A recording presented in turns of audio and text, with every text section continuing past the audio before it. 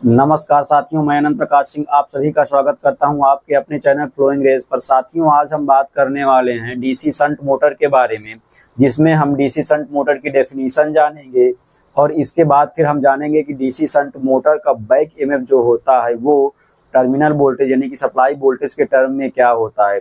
तो आइए चलते हैं, बात करते हैं डीसी शंट मोटर के बारे में तथा इसके एप्लीकेशन के बारे में भी अब बात करेंगे, लेकिन पहले इसके डेफिनेशन की बारे में बात करेंगे और इसका कंस्ट्रक्शन कैसे किया जाता है, कैसे इसको बनाया जाता है, उसके बारे में बात करेंगे। हेडिंग होगी हमारी डीसी शंट मोटर, या फिर इसी को ये भी कहा जाता है शंट बाउंड मोटर के नाम से भी इसको जाना जाता है। मतलब कि कुल मिला के कहने का मतलब ये है कि शंट का नाम जरूर उसमें रहेगा। अब शंट मोटर क्या होता है, तो आइए पहले इसका हम डायग्राम बनाते हैं, इसके बाद डेफिनेशन के बारे में बात करेंगे। जब हम डायग्राम बनाएंगे तो कुछ इस प्रकार से बनेगा, जो कि हम जनरेटर का डायग्राम बना चुके हैं शंट जनरेटर का।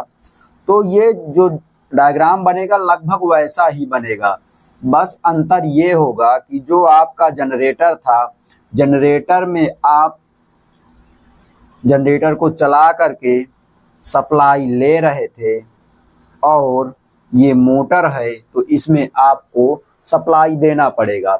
अब चूंकि ये जो हमारा डायग्राम बन रहा है ये शंट मोटर का बन रहा है, तो इसमें जो फील्ड लगी हुई है ये शंट में लगी हुई है, तो इसका जो रेजिस्टेंस होगा इसको हम RSH कह देंगे, यानी कि शंट फील्ड का रेजिस्टेंस। तथा इसमें आने वाली करंट को हम कह देंगे शंट करंट। मतलब कि शंट फील्ड में जो करंट आने वाली है, यहाँ से जो करंट आएगी इसको हम कह देंगे आर्मेचर करंट, यानी कि IA।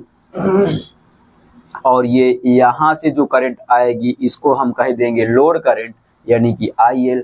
ये यहाँ पर हम प्लस माइनस V दिखाएंगे, जिसको हम कहेंगे सप्लाई वोल्टेज, क्योंकि जो हमारी मोटर है उसको हम सप्लाई देते हैं और जब हम सप्लाई देते हैं तभी हमारी मोटर चलती है।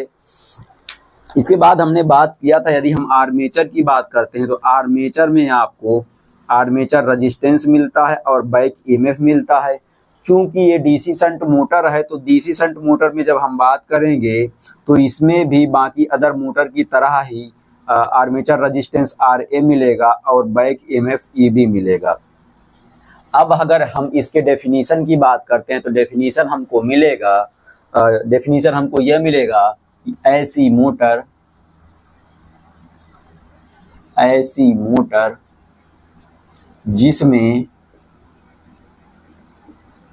जिसमें फील्ड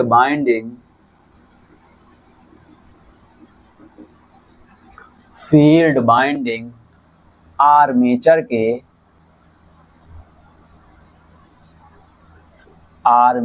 के समांतर क्रम में लगी होती है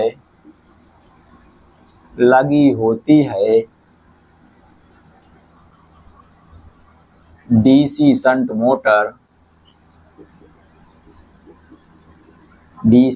मोटर या शंट बाउंड मोटर कहलाती है। शंट बाउंड मोटर कहलाती है। अब इसमें आगे जब हम बात करेंगे तो इस motor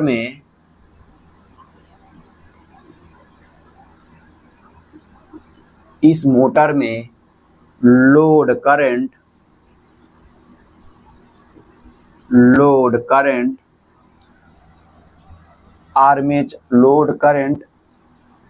IL, armature current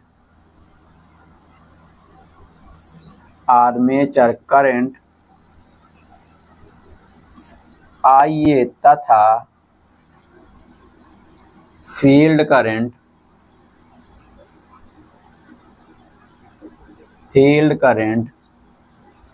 ISH के योग के बराबर योग के बराबर होती है। ये तो हो गई डेफिनेशन की बात। अब आगे जब हम चलेंगे तो अब इसमें हमको करंट क्या मिलेगा इसके बारे में बात करेंगे, मतलब करंट इक्वेशन क्या मिलेगा इसके बारे में बात करेंगे। फिर इसके बाद हम बात करेंगे हमको फील्ड करंट क्या मिलेगी और फील्ड रेजिस्टेंस क्या मिलेगा। इसके बाद फिर हम बात करने वाले हैं इसके सप्लाई वोल्टेज के बारे में और बैक ईएमएफ के बारे में, जो कि सप्लाई वोल्टेज के टर्म में मिलेगा। तो चलिए आइए बात करते हैं। अब मैं इसको हटा रहा हूं।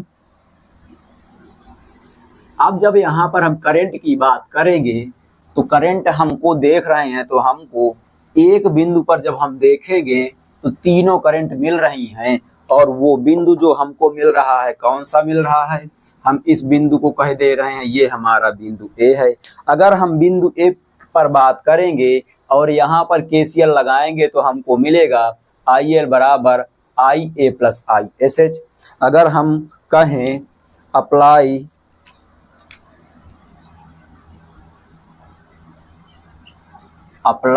KCL एट पॉइंट ए।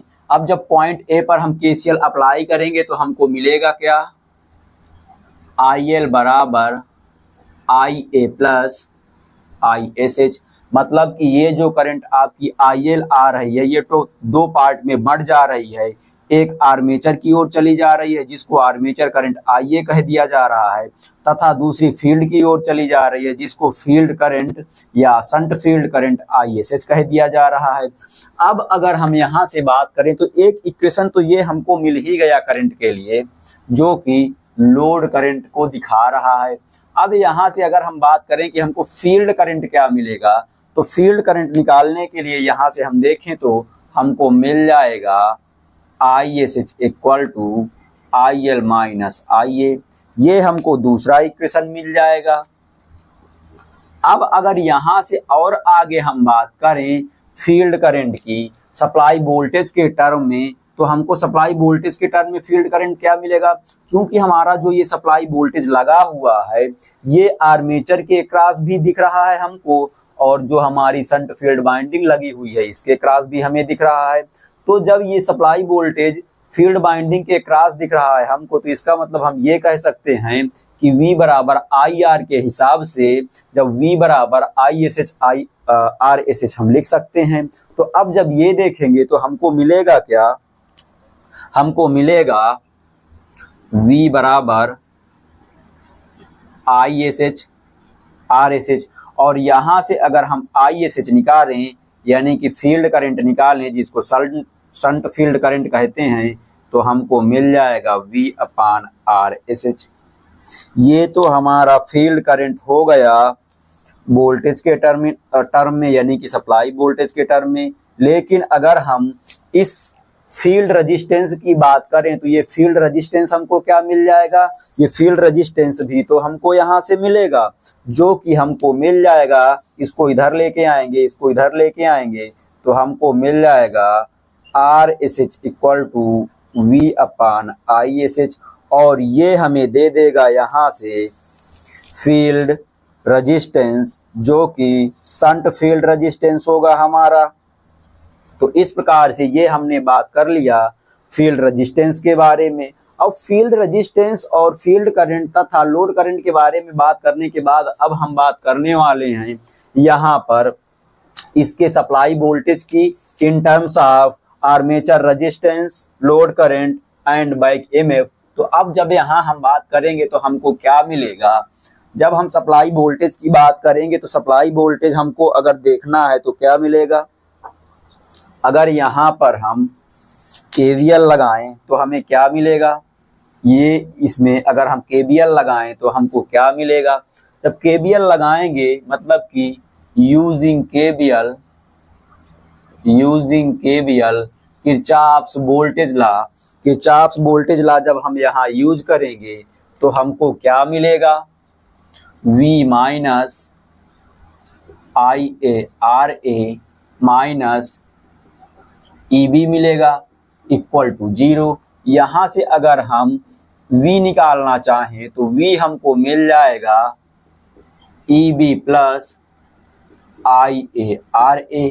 इसके आगे अगर हम बात करेंगे तो अब हमको क्या मिलेगा, ये तो हमको मिल गया V, लेकिन अब यहीं से अगर हम बात करना चाहें बैक EMF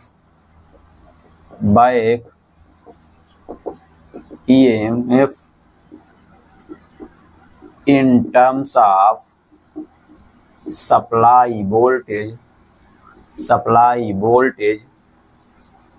तो हमको क्या मिलेगा, back EMF in terms of supply voltage में जब हम बात करेंगे तो यहाँ से हमको मिल जाएगा EB equal to V minus IARA। ये तो हमको बैक EMF मिल गया जो कि इक्वेशन सेकेंड से आपको मिल गया।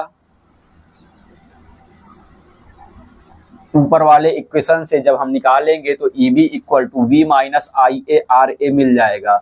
लेकिन अगर अब हम इसमें बात करें सप्लाई पावर और आउटपुट पावर की, यानी कि इनपुट पावर और आउटपुट पावर की, तो हमको क्या मिलेगा, जो हमारा इनपुट पावर होगा वो आउटपुट पावर से अधिक होगा। क्यों अधिक होगा, क्योंकि इनपुट में जो हम पावर दे रहे हैं उस पावर में से कुछ लॉस होने के बाद हमको आउटपुट में पावर मिलेगा। और वो किस प्रकार का लॉस होगा, एक तो आर्मेचर कॉपर लॉस हो जाएगा जो आर्मेचर रेजिस्टेंस के कारण से होगा, दूसरा हमारा शंट फील्ड वाइंडिंग लॉस हो जाएगा जो शंट फील्ड वाइंडिंग के कारण होगा, जिसके कारण से ये पावर लॉस हो जाएगा हमारा। अगला लॉस जो हमको मोटर में मिलने वाला है वो विंडेज और फ्रिक्शन लॉस मिलता है, जिसकी बात हम नहीं करते हैं इन जनरल, लेकिन वो भी लॉस काउंट किया जाता है मोटर में। तो जब विंडेज और फ्रिक्शन लॉस को भी हम काउंट करेंगे तो और हमारा इनपुट पावर कम हो जाएगा, मतलब कि जब आउटपुट पर पहुंचेगा तो कुल मिला के कहने का मतलब ये हुआ जो हमको मोटर से आउटपुट पावर मिलने वाला है ये इनपुट पावर से हमेशा कम मिलेगा। तो अब अगर यहाँ पर हम बात करें इनपुट पावर की तो हमको इनपुट पावर क्या मिलेगा, यहाँ पर यदि हम इनपुट पावर की बात करेंगे तो यहाँ जो हम सप्लाई वोल्टेज दे रहे हैं वो हमको क्या मिल रहा है। बात करें अगर हम इनपुट पावर की तो इनपुट पावर जो होगा क्या होगा, यहाँ पर जो हम सप्लाई वोल्टेज दे रहे हैं वो क्या दे रहे हैं, V input equal to supply voltage क्या दे रहे हैं, V दे रहे हैं, और इस सप्लाई वोल्टेज में लोड करंट जो है उससे मल्टीप्लाई कर दें तो हमको इनपुट पावर मिल जाएगा। मतलब कि supply voltage V into IL कर दें तो हमको आउटपुट पावर मिल जाएगा, इनपुट पावर मिल जाएगा, और यही हमारा इनपुट पावर का इक्वेशन हो जाएगा।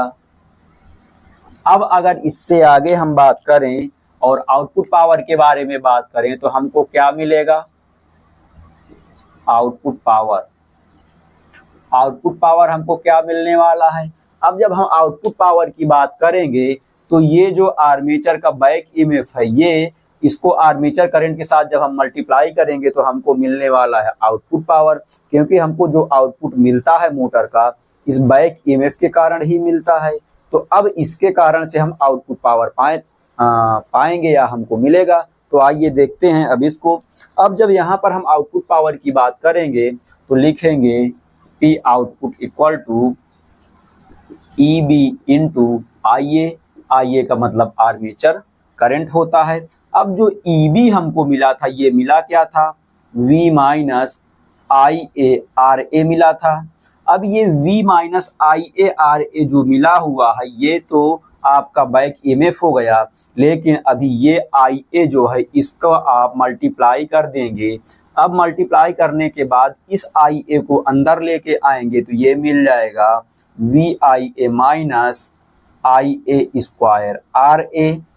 अब इसको थोड़ा सा और आगे अगर हम लेके चलेंगे तो हमको क्या मिलेगा, ये जो IA लिखा हुआ है इस IA की जगह क्या हम IA equal to IL minus ISH लिख सकते हैं।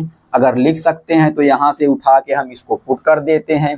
तो IA की जगह हम लिखेंगे IL minus ISH minus IA square RA, ये हो गया। और ये हमको मिला कहाँ से, ये हमको मिला, इसको हम साइड में लिख रहे हैं IA बराबर IL माइनस ISS से हमने वैल्यू पुट कर दिया। अब इसको जब हम आगे लेके चलेंगे तो V को इसके अंदर मल्टीप्लाई करेंगे तो V इंटू IL मिल जाएगा माइनस V इंटू ISH मिल जाएगा। आगे आएंगे तो माइनस IA स्क्वायर RA मिल जाएगा। अब अगर यहाँ पर हम बात करें मतलब कि आउटपुट पावर की, तो ये जो आउटपुट पावर है यानी कि जो आर्मेचर के द्वारा पावर हमको दी जा रही है वो इनपुट पावर से जो पावर ले रहा है उसमें से फील्ड पावर लॉस और आर्मेचर पावर लॉस यानी कि आर्मेचर कॉपर लॉस को जब घटा देते हैं तो हमको आउटपुट पावर मिल जाता है। मतलब कि हम ये कह सकते हैं कि ये जो हमको पावर दी गई है ये तो हमारी आउटपुट पावर हो गई, लेकिन ये जो हमको मिल रहा है ये मिल रहा है इनपुट पावर। इनपुट पावर ये क्या है? Field power loss. Field power loss. इसके बाद आगे जब हम बात करेंगे तो ये हमारा हो जाएगा armature power loss. Armature power loss. इस प्रकार से ये हमारा पावर की बात हो गई। ये हमारा पावर का इक्वेशन है, यानी कि अगर हम बात करें कि हमारे आर्मेचर का पावर क्या होता है तो जो आर्मेचर से हमको आउटपुट पावर मिलता है डीसी शंट मोटर में तो हमको ये मिलता है। अब इसके बाद हम बात करने वाले हैं इसके एप्लीकेशन के बारे में, मतलब कि हमारी जो डीसी शंट मोटर होती है इसका एप्लीकेशन क्या होता है। तो आइए अब चलते हैं बात करते हैं इसके एप्लीकेशन के बारे में। जब हम एप्लीकेशन के बारे में बात करेंगे तो जो हमारी डीसी शंट मोटर होती है तो इसको कहा जाता है कि ये कांस्टेंट स्पीड मोटर होती है। कांस्टेंट स्पीड मोटर क्यों कहा जाता है? क्योंकि इसका जो फ्लक्स होता है, फील्ड फ्लक्स होता है, सप्लाई वोल्टेज के क्रॉस इसकी फील्ड बाइंडिंग लगी होने के कारण से इसके फ्लक्स में बहुत ज्यादा वेरिएशन नहीं होता है। इसीलिए इसको कहा जाता है कि ये हमारी कांस्टेंट स्पीड की मोटर है। यानी कि कांस्टेंट स्पीड का मतलब ये हुआ लोड बढ़ने या घटने से इसके स्पीड में बहुत ज्यादा प्रभाव नहीं पड़ता है। तो इसका मतलब हमारी मोटर कांस्टेंट स्पीड की मोटर हो गई। और जब हमारी कांस्टेंट स्पीड की मोटर हो गई तो हम इस मोटर को फिर ऐसी जगह पर प्रयोग करते हैं जहां पर हमको कांस्टेंट स्पीड की रिक्वायरमेंट होती है, मतलब कि कांस्टेंट स्पीड की जरूरत होती है। तो अब कांस्टेंट स्पीड की जरूरत हमको कहां कहां पर होगी, आइए बात करते हैं। तो उसी एप्लीकेशन की बात किया जा रहा है। तो अब हमारा हो गया एप्लीकेशन, और एप्लीकेशन में हमको मिलेगा क्या? अगर यहाँ पर हम चलेंगे बात करेंगे तो सबसे पहला हम बात करें तो हमको मिल जाएगा सेंट्रीफ्यूगल पंप। सेंट्रीफ्यूगल पंप का मतलब ये होता है जैसे आप कुएं से पानी उठाते हैं तो देखते हैं गाँव में सिंचाई करने के लिए एक पंप लगाया जाता है जो कि डीजल इंजन से चलाया जाता था और उसमें नीचे बेल्ट से कनेक्शन करके एक पंखे से कनेक्शन कर दिया जाता था, उसी को बोला जाता है सेंट्रीफ्यूगल पंप। उस पंप को यदि चलाना हो तो आप जो मोटर सिलेक्ट करेंगे वो डीसी शंट मोटर ही सिलेक्ट करेंगे। तो इसको कह देंगे सेंट्रीफ्यूगल पंप। Centrifugal pump. दूसरा आपको मिल जाएगा रेसिप्रोकेटिंग पंप। अब रेसिप्रोकेटिंग पंप क्या होता है? जैसे आप हैंड पंप की बात करते हैं, आगे पीछे जो चलता है, तो इस प्रकार के जो पंप होते हैं उनको कहते हैं रेसिप्रोकेटिंग पंप। तो ऐसे पंप में यदि आपको उपयोग करना है तो भी आप डीसी शंट मोटर यूज कर लेंगे। आगे यदि हम बात करेंगे फैन्स की, फैन यानी कि जो बात करते हैं जैसे आप सीलिंग में देखते हैं आपका फैन जो लगा हुआ है, क्योंकि ये तो फैन आपका एसी फैन होता है, लेकिन अगर पहले के समय की हम बात करें तो पहले हमारा डीसी फैन भी यूज किया जाता था। जब डीसी सप्लाई आती थी तो उस समय जो फैन उपयोग किया जाता था उस फैन को हम कहते थे डीसी फैन। तो उसमें जो यूज होने वाला फैन होता था या यूज होने वाली जो मोटर होती थी वो हमारी शंट मोटर होती थी। आगे जब हम बात करने वाले हैं तो आगे हमको मिल जाएगा प्रिंटिंग प्रिंटिंग प्रेस में। नेक्स्ट आपको मिल जाएगा लेथ मशीन में। तो इस प्रकार से ये आपका एप्लीकेशन हो गया, यानी कि डीसी शंट मोटर की क्या क्या एप्लीकेशन है इसके बारे में हमने बात कर लिया।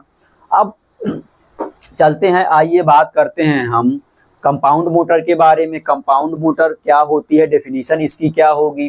जब कंपाउंड मोटर के बारे में हम चलेंगे बात करेंगे, इसको आप नोट कर लीजिएगा, मैं हटा रहा हूँ।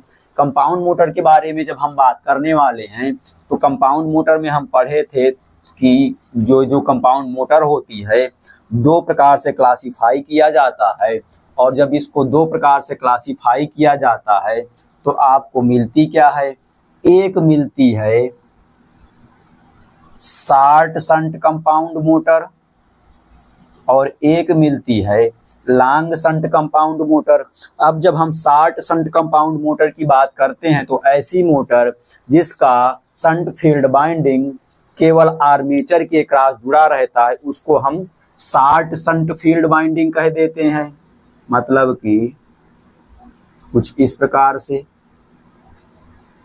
ये हो गया आपका सप्लाई वोल्टेज V, ये हो गया, और ये हो गया आपका ISE मतलब कि सीरीज फील्ड बाइंडिंग, ये हो गया आपका लोड करंट, और यही लोड करंट हो जाएगी ISE के बराबर। अब जब ये ISE या लोड करंट इस बिंदु पर आती है तो ये दो पार्ट में डिवाइड हो जाती है, और दो पार्ट में डिवाइड होके आपको मिलेगी आर्मेचर करंट और शंट फील्ड करंट। तो ये जो हमारा सर्किट डायग्राम बना हुआ है ये हमारा शॉर्ट शंट का बना हुआ है, यानी कि short shunt compound bound motor का बना हुआ है। इसी प्रकार से जब हम बात करेंगे लॉन्ग शंट कंपाउंड मोटर की बात, यानी कि हमारी यहाँ हेडिंग होगी कंपाउंड मोटर, या इसी को आप कहेंगे डीसी कंपाउंड मोटर। ये आपका हेडिंग हो जाएगा। अब यहाँ अगर हम बात करें तो ये जो आपका बना हुआ है इसको कहा जाता है शॉर्ट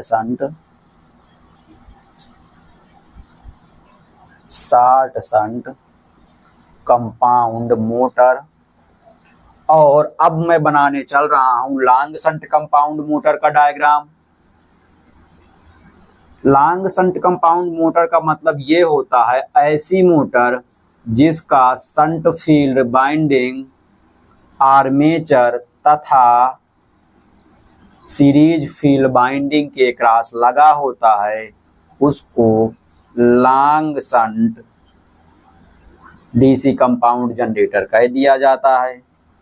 ये आपको मिलेगा RSH, ये आपको मिल जाएगा ISH, ये आपको मिल जाएगा IL, ये आपको मिल जाएगा IAC, ये आपको मिल जाएगा RAC, और ये आपको मिल जाएगा IA, तथा ये आपको मिल जाएगा आर्मेचर रेजिस्टेंस और बैक EMF। इसको आप RA से डिनोट करते हैं और इसको EB से डिनोट करते हैं। अब यहाँ पर अगर हम बात करें तो ये हमको मिला हुआ है लॉन्ग शंट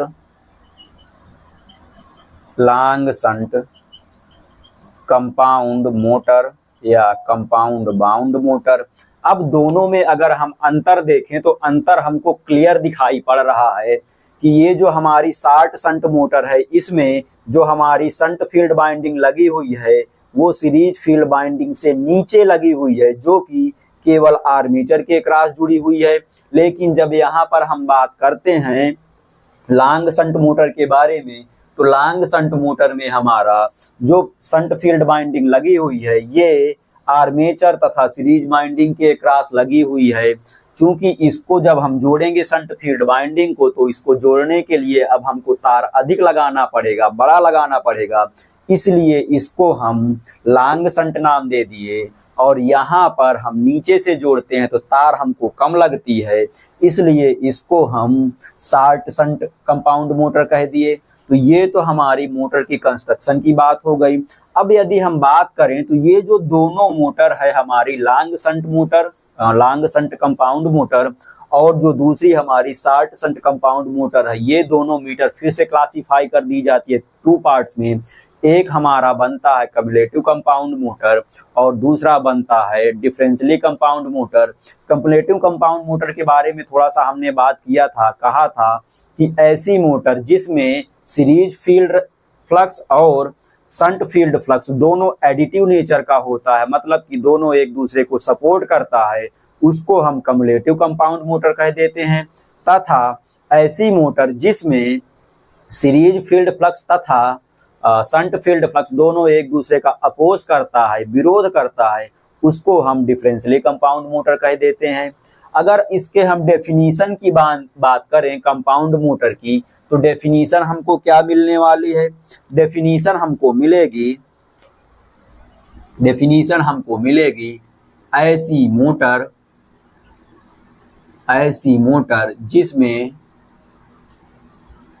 जिसमें सीरीज एवं शंट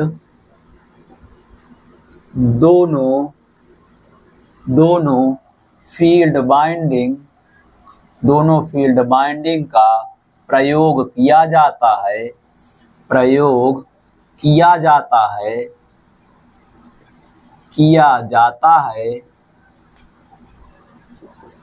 उसे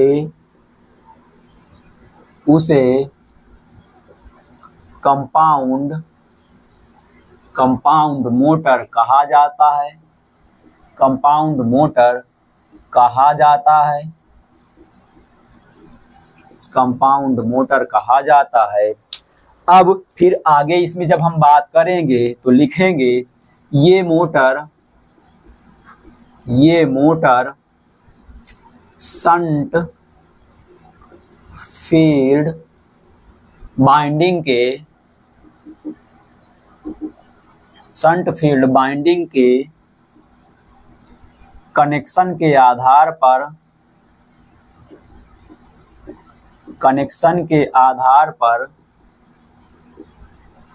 दो प्रकार की होती हैं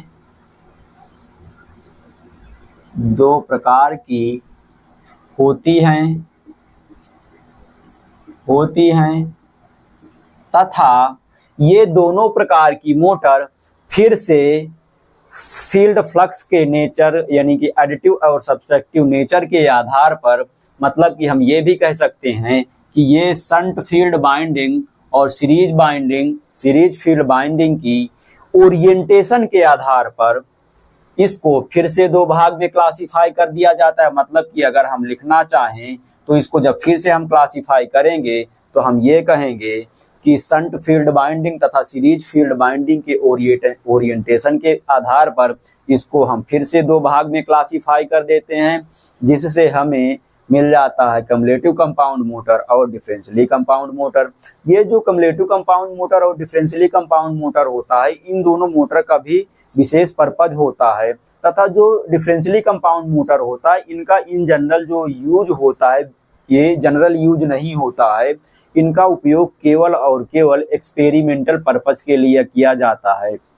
मतलब कि अगर अब यहाँ पर हम थोड़ा सा बात कर लें इस मोटर के बारे में, अगर हम बात करेंगे तो यहाँ हमको लोड करंट IL जो मिलेगा, IL इक्वल टू मिल जाएगा ISH प्लस IAC, और जो यहाँ पर हमको IAC मिल रहा है ये बराबर है IA के।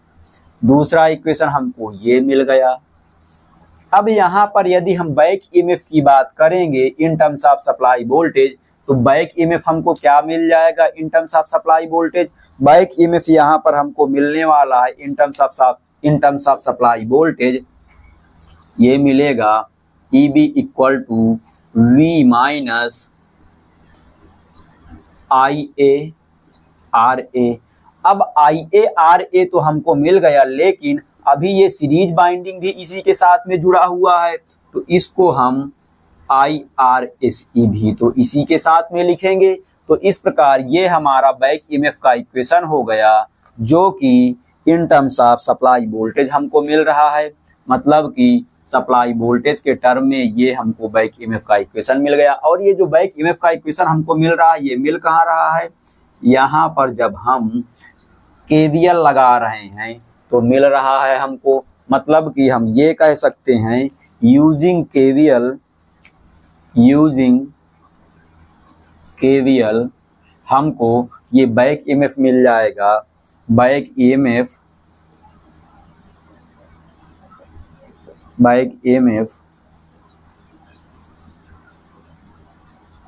इन टर्म्स ऑफ सप्लाई वोल्टेज,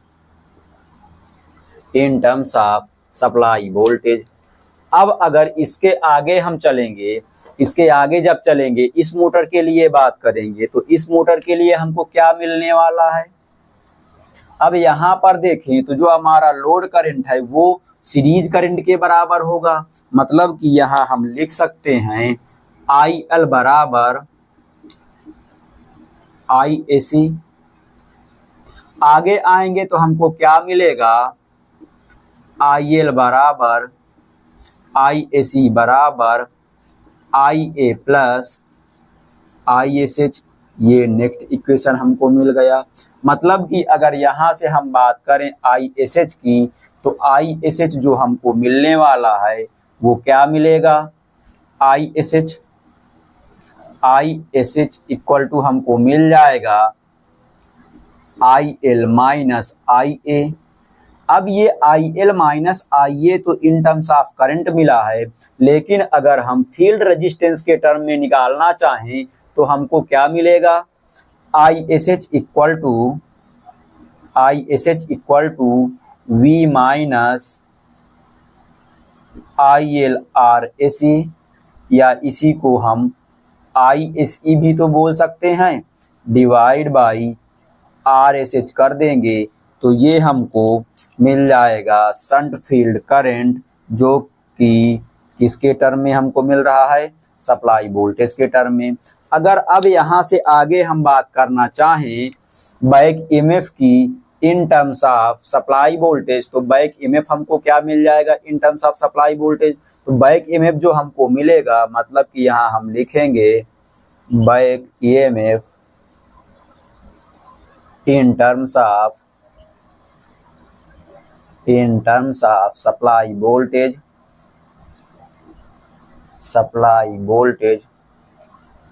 तो हमको क्या मिलने वाला है। अगर यहाँ पर हम बात करेंगे back EMF in terms of supply voltage, तो ये हमको मिलने वाला है EB equal to V minus IAC RSE, V minus IAC RSE minus IARA। मतलब कि सप्लाई वोल्टेज से अगर हम सीरीज फील्ड रेजिस्टेंस के क्रॉस होने वाला ड्रॉप तथा आर्मेचर में होने वाला ड्रॉप आर्मेचर रेजिस्टेंस के कारण दोनों को घटा दें तो हमको बैक ईएमएफ मिल जाएगा। और यही हमारा बैक ईएमएफ का इक्वेशन हो जाएगा, जो कि शॉर्ट शंट मोटर के लिए होगा। अब अगर हम इनके पावर के लिए बात करेंगे तो पावर हमको क्या मिल जाएगा, आउटपुट पावर की यदि हम बात करें तो आउटपुट पावर जो हमको मिलने वाला है, आउटपुट पावर हमको क्या मिलेगा, आउटपुट पावर यहाँ से हमको मिलेगा P output equal to EB into IA। EB into IA जब मिल गया तो यहाँ से अब हम EB रख देंगे और IA से मल्टीप्लाई करेंगे तो हमको मिल जाएगा पावर। लेकिन यहाँ पर जब हम बात करेंगे आउटपुट पावर की तो हमको क्या मिलेगा, आउटपुट पावर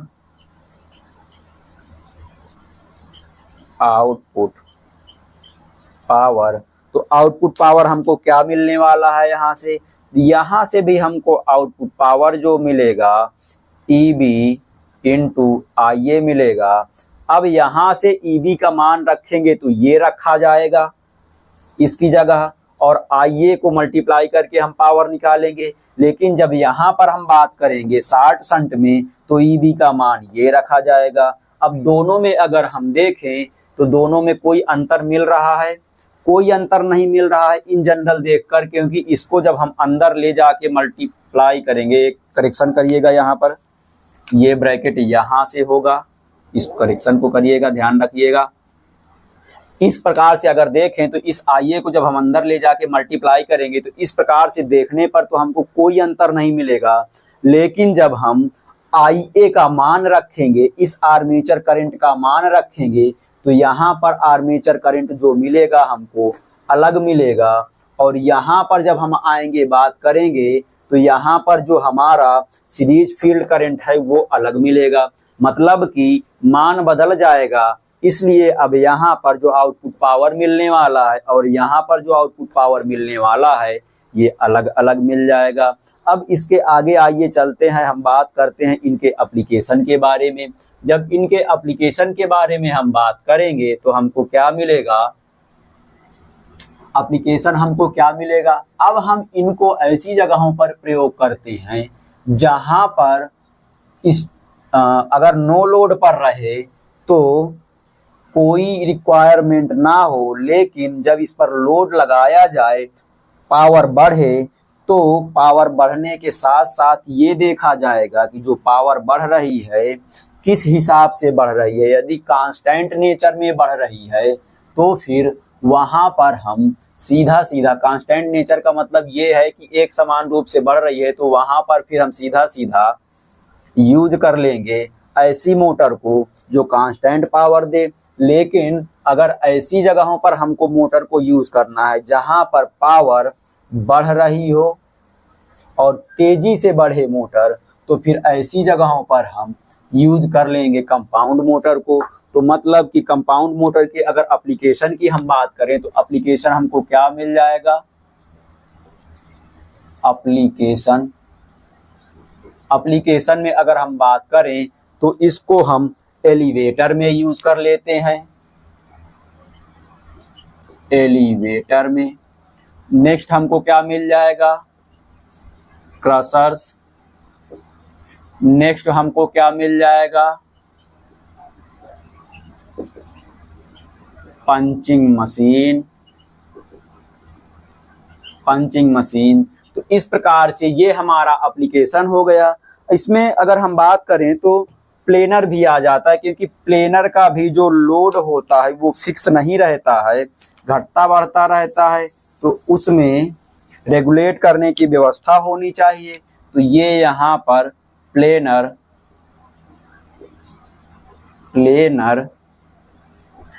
का मतलब हिंदी में इसको बोला जाता है रंधा, जो लकड़ी को प्लेन करने का काम करता है।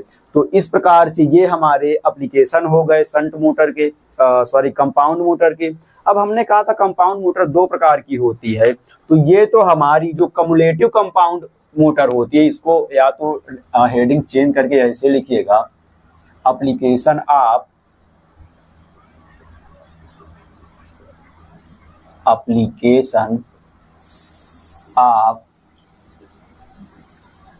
Cumulative compound motor. ये हो गया कम्युलेटिव कंपाउंड मोटर का एप्लीकेशन। लेकिन अगर हम बात करेंगे differently compound motor,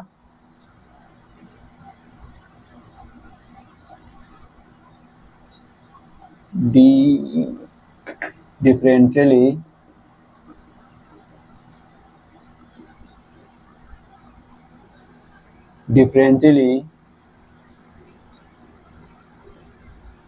compound motor, ये अगर इसके एप्लीकेशन की हम बात करेंगे तो इसका एप्लीकेशन सिर्फ और सिर्फ एक्सपेरिमेंटल